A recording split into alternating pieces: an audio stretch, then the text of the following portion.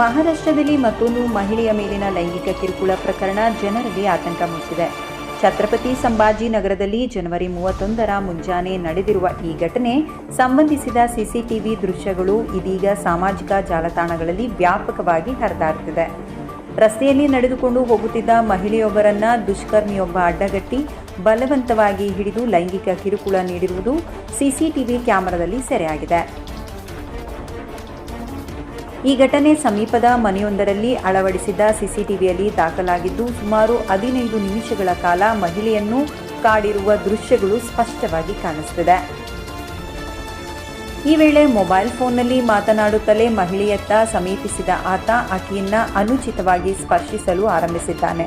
ನಂತರ ಆಕೆಯನ್ನು ನಿರ್ಜಲ ಪ್ರದೇಶದತ್ತ ಎಳೆದೊಯ್ಯಲು ಪ್ರಯತ್ನಿಸಿದ್ದಾನೆ.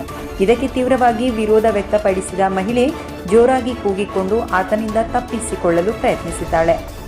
ಯುವಕನ ಅನುಚಿತ ವರ್ತನೆ ನಡುರಸ್ತೆಯಲ್ಲೇ ಸುಮಾರು 15 ನಿಮಿಷಗಳ ಕಾಲ ನಡೆದಿದ್ದು, ಈ ಸಂಪೂರ್ಣ ದೃಶ್ಯ ಸಿಸಿಟಿವಿಯಲ್ಲಿ ದಾಖಲಾಗಿದೆ. ಸಿಸಿಟಿವಿ ದೃಶ್ಯಗಳಲ್ಲಿ ದುಷ್ಕರ್ಮಿ ಮಹಿಳೆಯನ್ನು ಬಲವಂತವಾಗಿ ತಬ್ಬಿಕೊಂಡು ಆಕೆಯ ದೇಹವನ್ನು ಹಿಡಿದು ಎಳೆದಾಡುತ್ತಿರುವುದು ಕಂಡುಬಂದಿದೆ. ಮಹಿಳೆ ಪದೇ ಪದೇ ಆತನಿಂದ ತಪ್ಪಿಸಿಕೊಳ್ಳಲು ಯತ್ನಿಸುತ್ತಿದ್ದರೂ ಆತ ಬಿಡದೆ ಕಿರುಕುಳ ನೀಡಿರುವುದು ಗೋಚರವಾಗಿದೆ.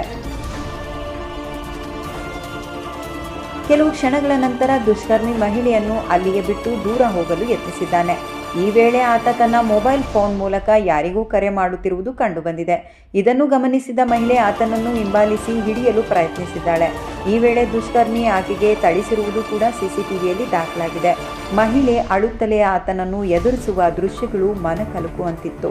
ಸಾಮಾಜಿಕ ಜಾಲತಾಣದಲ್ಲಿ ಜನರ ಆಕ್ರೋಶಕ್ಕೆ ಕಾರಣವಾಗಿದೆ.